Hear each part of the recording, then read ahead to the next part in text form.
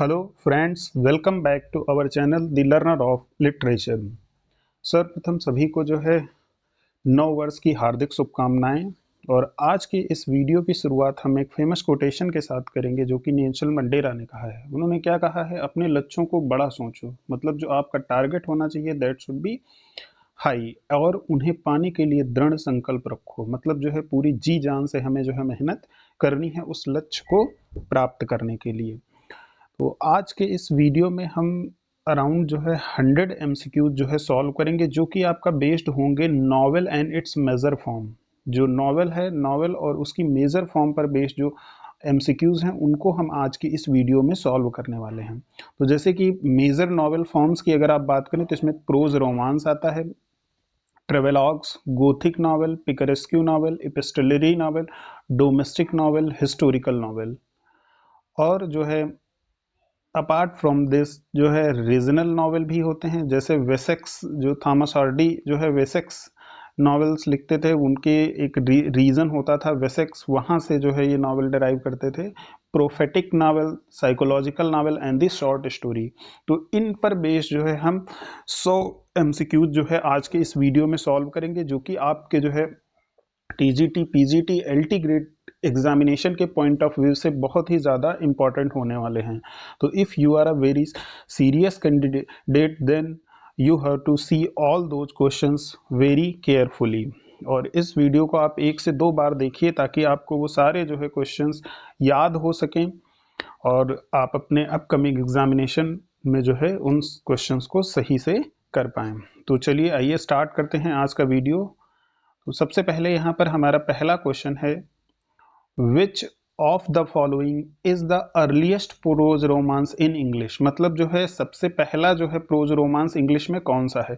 तो आपके ऑप्शंस हैं Arcadia, Morte d'Arthur, Euphuism, the New Atlantis. So here the correct option is option number B, Morte d'Arthur को जो है earliest prose romance in English माना जाता है। नेक्स्ट क्वेश्चन, क्वेश्चन नंबर 2 की बात करें तो who is the author of new Atlantis. मतलब जो न्यू अटलांटिस है उसका ऑथर कौन है। आपके ऑप्शंस हैं Bacon, John Lyly, Thomas More and Philip Sidney. तो यहाँ पर जो करेक्ट ऑप्शन है वो है फ्रांसिस बेकन। आपको पता है कि न्यू अटलांटिस जो है वो फ्रांसिस बेकन ने लिखा है। आगे बढ़ते हैं क्वेश्चन नंबर 3। क्वेश्चन नंबर 3 यहाँ पर आपका ये है कि who is the author of Euphuism the anatomy of wit. ये बहुत ही आपका इंपॉर्टेंट क्वेश्चन है।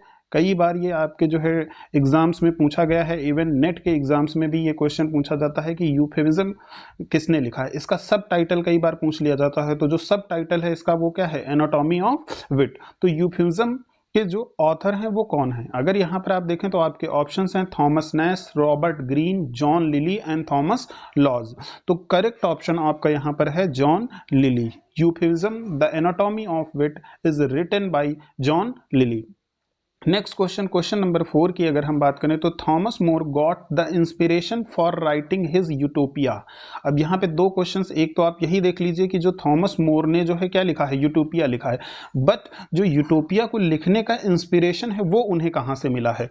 तो आपके ऑप्शंस हैं Homer's Odyssey, Aristotle's Poetics, Plato's Republic, Virgil's Aeneid. तो इनमें से किससे जो है थॉमस मोर ने यूटोपिया लिखने का इंस्पिरेशन लिया है। तो आपका जो करेक्ट ऑप्शन है दैट इज प्लेटोज रिपब्लिक। प्लेटो की रिपब्लिक से उनको ये जो है इंस्पिरेशन मिली है। आगे बढ़ते हैं क्वेश्चन नंबर 5 की ओर। तो क्वेश्चन नंबर 5 अगर आप देखें यहाँ पर तो क्वेश्चन नंबर 5 ये है, Thomas More's Utopia was first written in Latin in 1516। देखिए यहाँ पर ये एक बहुत ही इंपॉर्टेंट पॉइंट है कि थॉमस मोर की जो यूटोपिया है उसको पहली बार जो है लैटिन में लिखा गया था 1516 में, but after some time it was translated into English. In which year was it rendered into English. मतलब इसको जो है इंग्लिश में कब ट्रांसलेट किया गया। तो आपके ऑप्शंस हैं यहाँ पर 1520, 1521, 1557 एंड 1559। तो अगर हम करेक्ट ऑप्शन की बात करें यहाँ पर तो करेक्ट ऑप्शन है आपका option number B 1551। Thomas More की जो यूटोपिया है वो ओरिजिनली लैटिन में लिखी गई थी, but due to its popularity it was translated into English in 1551। Next question, question number 6, who is the author of the travel of sir John Mandeville. तो the travels of sir John Mandeville के जो author हैं वो कौन है? तो इसमें जो है आपका जो करेक्ट ऑप्शन है that is option number B, sir John मैंडेविल।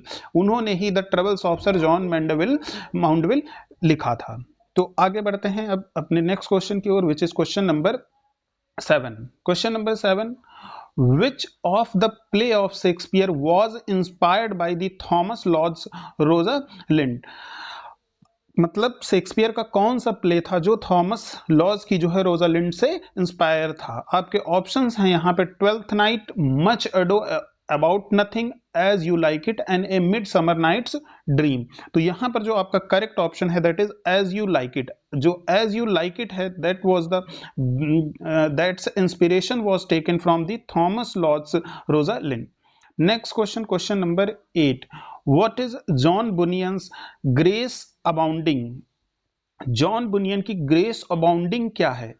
Options हैं आपके, a religious treatise, a prose romance, the author's autobiography, a commentary on the Bible. तो ये इसका जो करेक्ट ऑप्शन है that is option number C, the author's autobiography. जो John Bunyan की Grace अबाउंडिंग है वो उनकी जो है ऑटोबायोग्राफी है। ये बहुत ही इंपॉर्टेंट क्वेश्चन है, इनको आप कई बार देखिए किसी भी एग्जाम के पॉइंट ऑफ व्यू से। जो भी लिटरेचर का स्टूडेंट है उसके लिए ये जो है collection of questions is very important.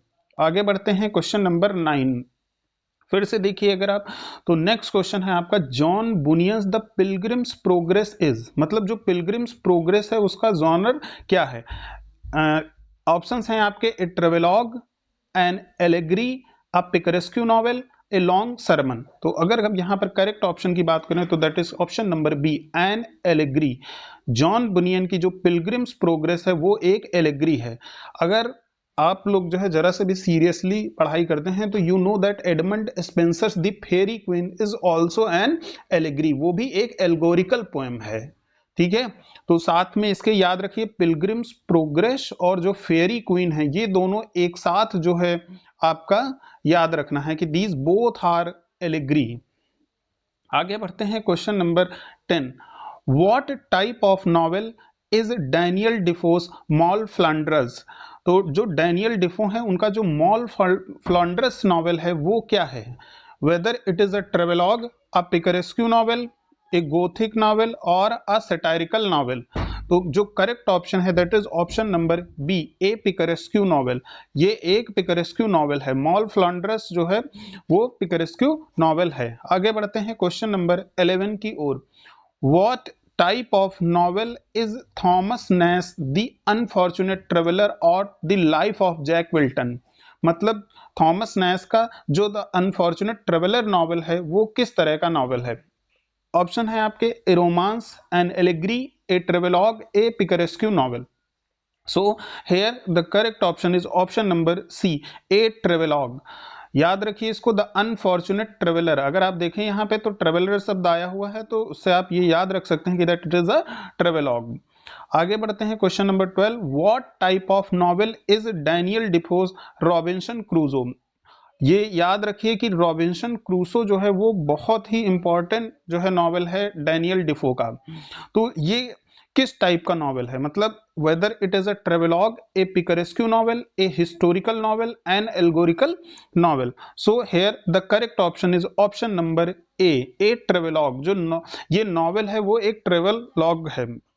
आगे बढ़ते हैं question number 13, one of the following novelist is not one of the four wheels of van of English novel, mark him out। मतलब जो है four wheels of English novel में जो है चार नॉवेलिस्ट को जो है कंसीडर किया जाता है, तो उनमें से एक कौन, इन ऑथर्स में से कौन ऐसा है कि जो नहीं है? तो अगर हम यहाँ पर अपने ऑप्शंस की बात करें तो ऑप्शंस हैं हमारे पास, Fielding, Smollett, Walter Scott and Sterne. तो इसमें जो करेक्ट ऑप्शन है that is C, Walter Scott. Walter Scott four wheels of the van of English novel में नहीं कंसीडर किए जाते हैं। आगे हम बढ़ते हैं क्वेश्चन नंबर 14।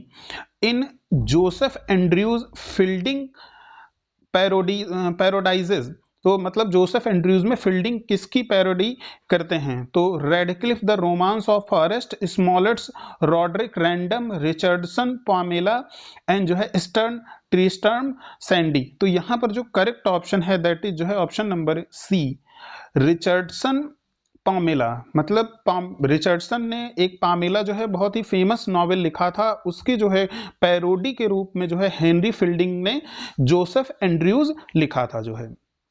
आगे बढ़ते हैं क्वेश्चन नंबर 15 की ओर। ये आपका बहुत ही इंपॉर्टेंट क्वेश्चन है। Who is the author of the Castle of Otranto? Castle of Otranto के ऑथर कौन है? ये भी एक नॉवेल है। तो आपके ऑप्शंस हैं यहाँ पे Clara Reeve, Ann Radcliffe, option C Horace Walpole और ऑप्शन डी एमजी लुइस। तो अगर हम यहाँ पे करेक्ट ऑप्शन की बात करें तो that is option number C, Horace Walpole.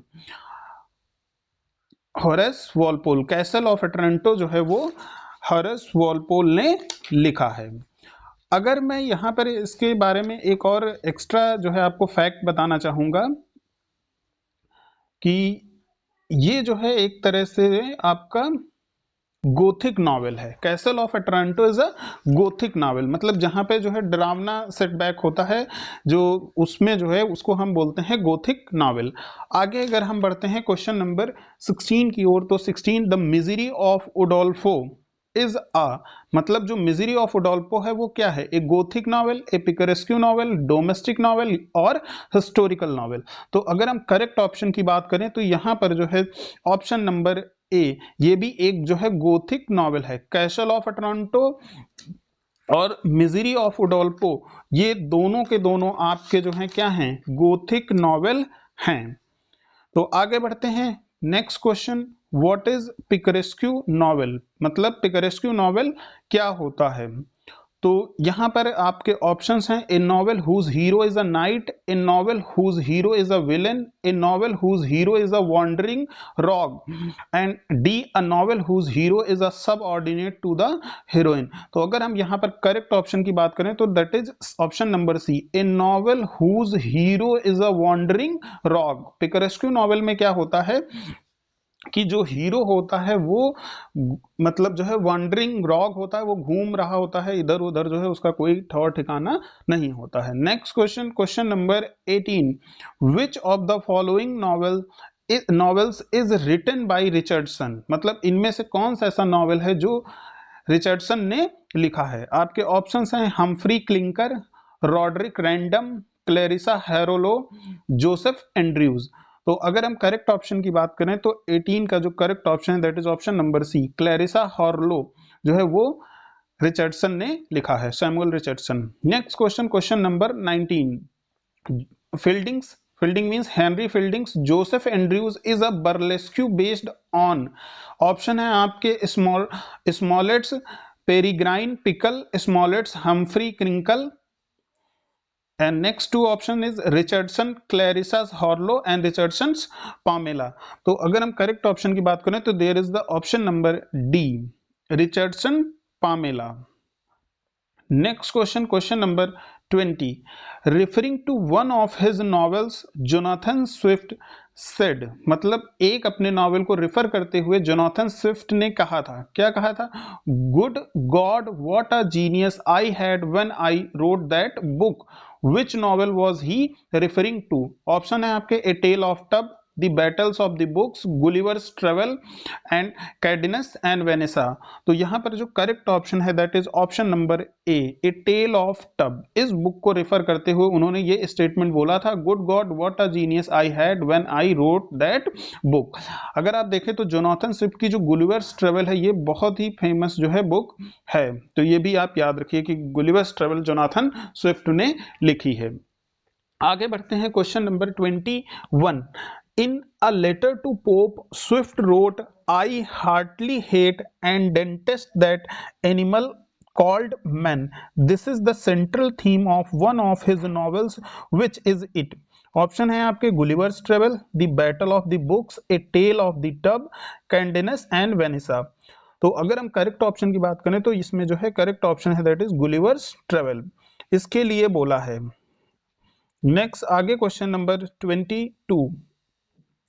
Swift wrote in one of his works, "A young, healthy child, well nourished, is at a year old a most delicious, nourishing, and wholesome food, whether stewed, roasted, baked, or boiled."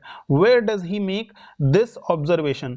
आपके options हैं A Modest Proposal, Journal to Stella, The Draper's Letter, Gulliver's Travel। तो correct option है यहाँ पर option number A Modest Proposal।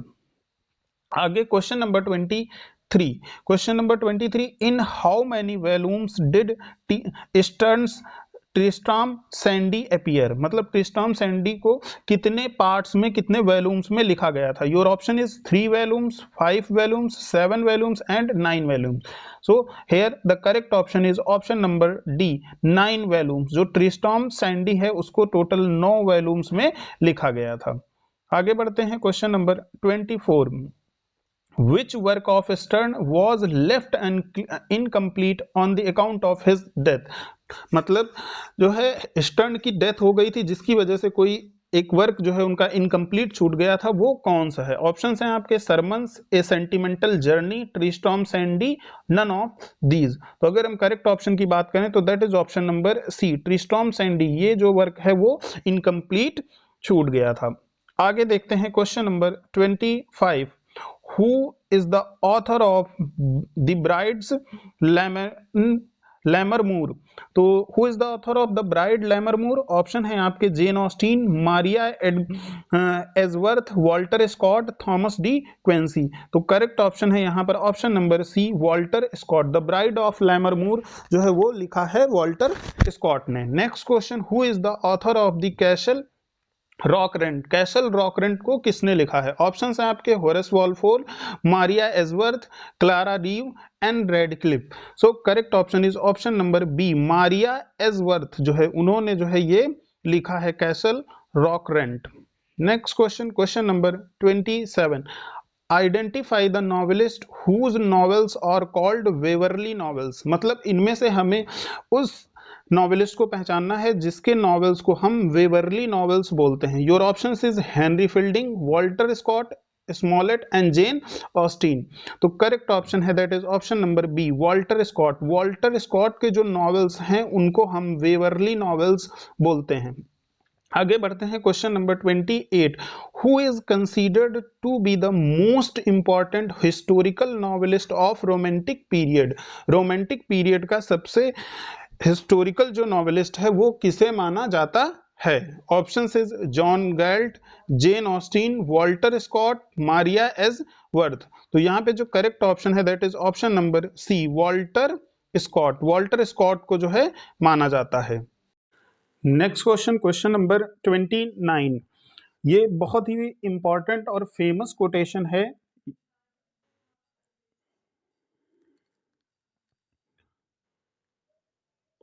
It is a truth universally acknowledged that a single man in the possession of a good fortune must be in the want of a wife. Which novel of Jane Austen opens with this sentence? तो ये Jane Austen के किस novel की opening lines हैं? तो यहाँ पर अगर आप देखें तो this is a pride and prejudice. ये बहुत ही इंपॉर्टेंट लाइन है। It is a truth universally acknowledged that a single man in the possession of good Fortune must be in the want of a wife. Next question, question number 30। Which of the following novels is called a novel without hero? इनमें से कौन से novel को novel without hero कहा जाता है? Your options is Mill of Floss, Northanger Abbey, Vanity Fair, Pickwick Papers. तो correct option है that is option number C, Vanity Fair is a novel without hero. Next question, question number 31। Which of the following novels is not written by Jane Austin?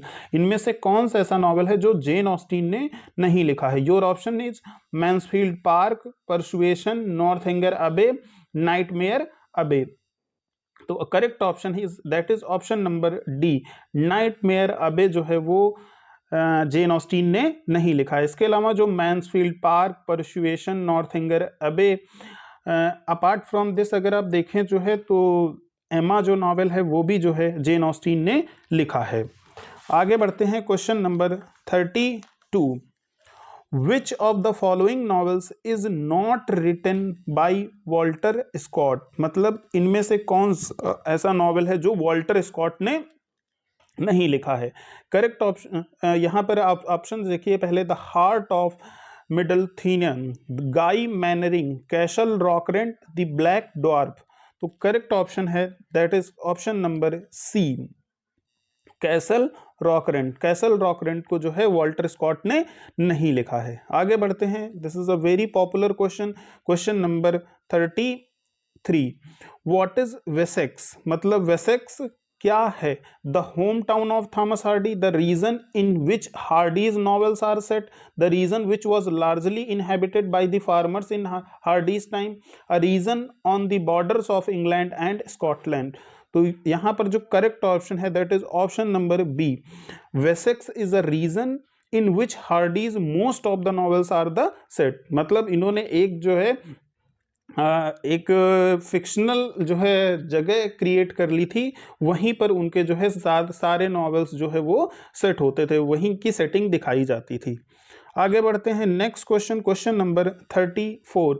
George Eliot's novel Romola is a, जो George Elliot है उनका novel है रोमेला, वो क्या है? A historical novel, a picaresque novel, a Gothic novel, a autobiographical novel. तो जो यहाँ पे करेक्ट ऑप्शन है that is historical novel. Romola is a historical novel written by George Elliot.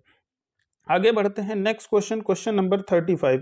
This is a very important question, ये question बहुत important होने वाला है आपका।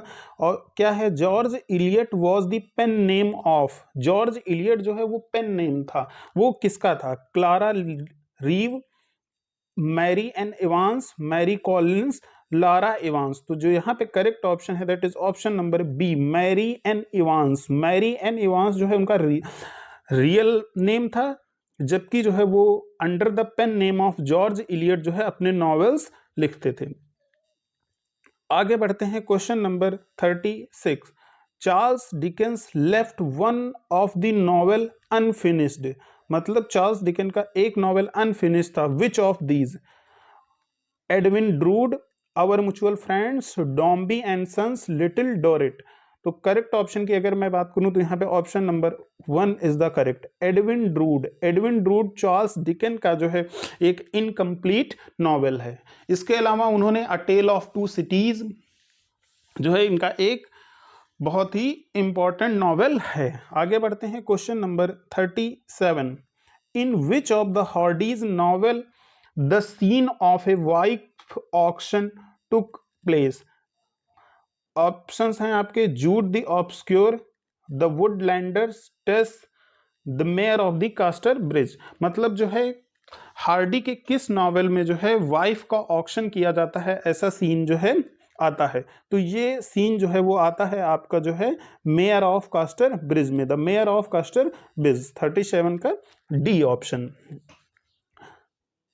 वो अपनी वाइफ और बेटी को जो है बेच देता है। Question number 38। In which of the following novels Hardy says, मतलब हार्डी अपने किस नॉवेल में से ये कहते हैं, क्या कहते हैं? Happiness is but an occasional episode in general drama of pain. ये बहुत ही फेमस कोटेशन है थॉमस हार्डी का।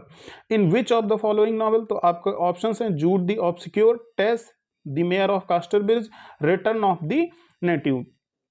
तो जो करेक्ट ऑप्शन है that is option number C, Mayor of Casterbridge. ये जो लाइन है वो द मेयर ऑफ कास्टरब्रिज में थॉमस हार्डी लिखते हैं कि the happiness is but an occasional episode of general drama of pain. आगे बढ़ते हैं question number 39। In one of his novels Hardy quotes Shakespeare's remark, as flies to the wanton boys are we to the gods, they kill us for their sport. In which of the following novels does he quote these lines? Tess, the mayor of the Casterbridge, the return of native, Jude the obscure। तो यहाँ पे जो correct option है that is option number A, Tess. Next question, question number 40। Hardy believed in the philosophy of, Hardy किस philosophy में believe करते थे? Immanent will, character is destiny, free will, man as the architect of his own fate. तो यहाँ पे जो correct option है that is option number A, immanent will पर जो है हार्डी विश्वास करते थे। Next question, question number 41, what award was given to Hardy as a great novelist? Option है आपके Nobel prize, laureateship, order of merit, knighthood. Correct option is option number C, order of merit. Next question, question number 42, Wilkie Collins as a novelist is best known for? Wilkie Collins को as a novelist किस चीज के लिए जाना जाता है? Psychological characterization, creating double plots, the creation of sensational plots, the striking ending of his novels. तो correct option is option number C, the creation of the sensational plots. जो Wilkie Collins हैं उनके नॉवेल्स जो है वो sensational plots के लिए जाने जाते हैं। उसके बाद जो है next question, it is a very important question, the phrase stormy sisterhood is applied to. जो स्टार्मी सिस्टरहुड है वो किसके लिए अप्लाई होता है? ऑप्शन है आपके Charlotte Bronte, Emily Bronte, Anne Bronte, या फिर collectively to all the three. तो यहाँ पे जो करेक्ट ऑप्शन है that is option number C, collectively to all the three. मतलब जो ये तीनों की तीनों जो बहनें हैं इनके लिए स्टार्मी सिस्टरहुड फ्रेज का इस्तेमाल होता है। इसमें से आप याद रखिए चार्लियट, एमिली एंड एन। आगे बढ़ते हैं, question number 44, which of the following novels of Charles Dickens is most autobiographical? Charles Dickens का कौन सा नॉवेल है जो सबसे ज्यादा ऑटोबायोग्राफिकल टोन को कैरी करता है? तो ऑप्शंस हैं आपके, a tale of two cities, David Copperfield, hard times, Pickwick Papers. ये सारे के सारे नॉवेल्स जो है चार्ल्स डिकेंस ने लिखे हैं, बट इसमें से जो है जो सबसे ज्यादा ऑटोबायोग्राफिकल टोन पर बेस्ड है तो that is option number B, David Copperfield. Next question, who is the author of the novel no name? Option है आपके Mrs Elizabeth Gaskell, Wilkie Collins, Anne Bronte, Charles Kingsley. तो correct option is option number B, Wilkie Collins. No name नाम का जो novel है वो लिखा है विकी कॉलिंस ने जो है। आगे बढ़ते हैं, question number 46। For question number 46, Dickens said about one of his novels, I like this the best, which novel was he referring to? मतलब जब उन्होंने ये कहा कि I like this novel best, तो वो किस नॉवेल को रेफर कर रहे थे? तो यहाँ पे जो करेक्ट ऑप्शन है that is option number D, David Copperfield. आगे बढ़ते हैं, question number 47, who is the author of the Doctor Jekyll and Mister Hyde? Option है आपके Charles Reade, Charles Kingsley, RL. Stevenson, George Meredith. तो यहां पर जो करेक्ट ऑप्शन है that is option number C, RL. Stevenson. Doctor Jekyll and Mister Hyde जो है ये लिखा है आर.एल. स्टीवेंसन ने। Next question, Charles Dickens characters are generally, क्या होते हैं, कैसे, मतलब चार्ल्स डिकेंस के जो कैरेक्टर होते हैं वो कैसे होते हैं? Flat, round, humorous, humanitarian. तो यहाँ पर जो करेक्ट ऑप्शन है that is option number A, flat. जो इनके कैरेक्टर्स होते हैं उनके लिए जो है उनको फ्लैट कैरेक्टर्स के रूप में रेफर किया जाता है। नेक्स्ट क्वेश्चन, क्वेश्चन नंबर 49, ये क्वेश्चन आपके कई सारे एग्जाम्स में पूछा जा चुका है। In Dickens a tale of two cities, the two cities refer to, मतलब जो है a tale of two cities जो नॉवेल है उसमें जो दो सिटीज हैं वो कौन सी सिटीज हैं? Rome and Paris, London and Paris, Athens and Paris, Berlin and Paris. So here the correct option is option number B, London and Paris. आगे बढ़ते हैं, question number 50, James Joyce Ulysses is based on the pattern of? James Joyce का जो Ulysses है वो किस के pattern पर बेस है? तो Homer's Odyssey, Tennyson's Ulysses, Virgil's Aeneid, John Bunyan's Pilgrim's Progress. तो यहां पर जो करेक्ट ऑप्शन है that is option number A, Homer's Odyssey. James Joyce का जो यूलिसिस है वो होमर की ओडिसी पर बेस्ड है। Next question, question number 51, James Joyce initiated James Joyce ने किसकी शुरुआत की थी? तो ऑप्शंस हैं आपके surrealism technique, imaginative technique, stream of consciousness technique, episodic technique. तो जेम्स जॉयस ने जो है अपने नॉवेल्स में जो यूज़ किया था वो स्ट्रीम ऑफ कॉन्शियसनेस टेक्निक को इस्तेमाल किया था और इन्होंने ही इसकी शुरुआत भी की थी। आगे बढ़ते हैं question number 52। Which of the following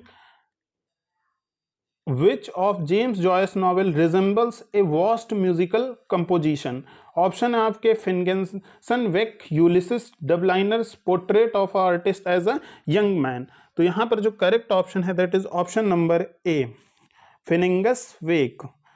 इसके अलावा जो Portrait of Artist as a Young Man है ये इनका एक बहुत ही फेमस नॉवेल है।